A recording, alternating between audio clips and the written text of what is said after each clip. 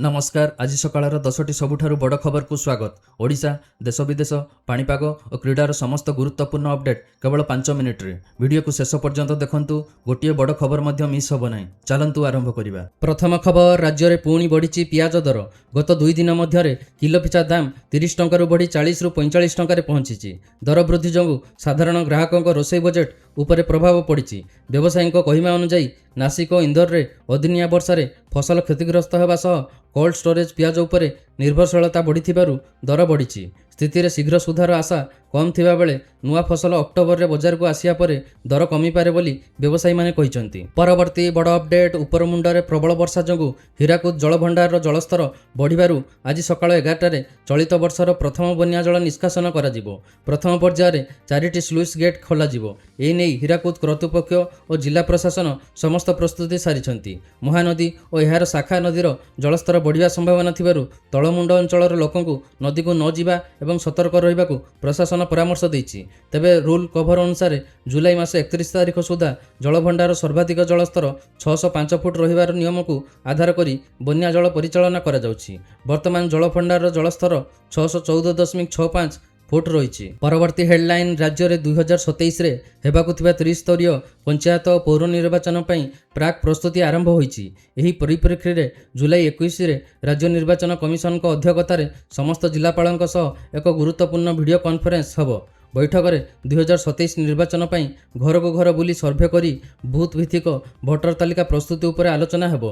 एहा सह 2022 पौर निर्वाचन बाकी थिबा डीसी बिल और उपयोगिता प्रमाणपत्र दाखल स्थितिर मध्य समीक्षा करा जिवो। एही बैठक माध्यम निर्वाचन प्रस्तुति को अधिक सुदृढ़ करने को कमिशन गुरुत्व देइछंती। परवर्ती खबर, राज्य में केजी रु पीजी पर्यंत मागणा शिक्षा योजना कार्यकारी होईछि।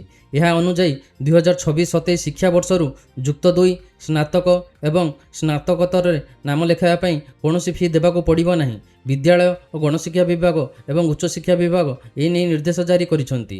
चलित वर्ष स्नातक प्रथम पर्यायर नाम लेखा करी फी देइथिबा छात्र छात्री को मध्य सही अर्थ फेरस्त करा जिवो। ज्ञानोदय शिक्षारु समृद्धि योजना अधीन रे सरकारी और अनुदान प्राप्त स्कूल एवं युक्त 2 कॉलेज रे मध्य संपूर्ण मागणा नामलेखा व्यवस्था लागू होईछि। परवर्ती बड़ अपडेट, आसंता 12 तारिख रे राज्य रे पुणी वर्षा बढ़ी पारे। बंगोपसागर रे एक घूर्णिबलय सृष्टि हेबो। यह प्रभाव रे वर्षा हेबो बोली सोआ जलवायु और परिवेश केन्द्र निर्देशक डॉक्टर शरद साहू यह कहिसंती। 9 रु 12 तारिख जाए उत्तर ओडिशार किछि स्थान रे सामान्य वर्षा होई पारे। 9 तारिख रे बालेश्वर, भद्रक, सुंदरगढ़, अनुगुल, केन्दुझर और मयूरभंज रे स्वल्परु मध्यम परिमाणर वर्षा होई पारे। परवर्ती हेडलाइन, ओडिशा पई गर्वर खबर। Indian Idol season 16 grand finale रे पहुंची ओडिशार सुमधुर कंठशिल्पी ज्योतिर्मयी नायक। तांको एही सफलता पई मुख्यमंत्री मोहन चरण माझी अभिनंदन जणाई कहिसंती ज्योतिर्मयी निज कंठस्वर रे समग्र देश रे ओडिशार गौरव बढ़ाइछंती। सेपटे ज्योतिर्मयी महाप्रभुଙ୍କ आशीर्वाद और ओडिशावासी भल पाइबा पई कृतज्ञता जणाइछंती। फाइनाल रे विजयी हेबा पई से समस्त को अधिक रु अधिक भोट देवाकू निवेदन करिसंती। परवर्ती खबर, भारतर सामुद्रिक मत्स्य क्षेत्र और नील अर्थव्यवस्था पई एक ऐतिहासिक पदक्षेप।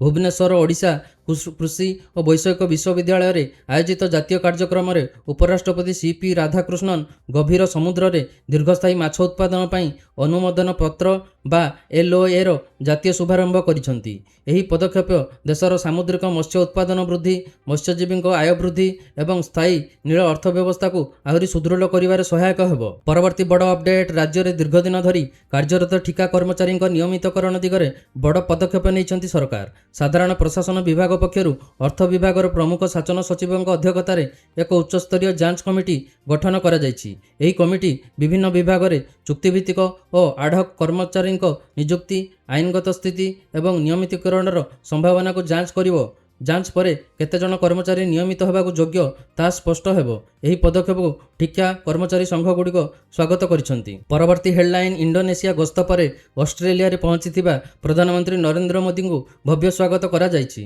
गस्त अवसर रे भारत ऑस्ट्रेलिया मध्य यूरानियम जोगाण संपर्कित एक गुरुत्वपूर्ण चुक्ति स्वाक्षर होईछि। आईएईए रो सुरक्षा नियम अनुसार एही यूरानियम केवल शांतिपूर्ण परमाणु शक्ति उत्पादन रे व्यवहृत होबो। ବିଶ୍ୱର ପ୍ରାୟ 28% ୟୁରାନିୟମ୍ ଭଣ୍ଡାର ଅଷ୍ଟ୍ରେଲିଆରେ ରହିଛି।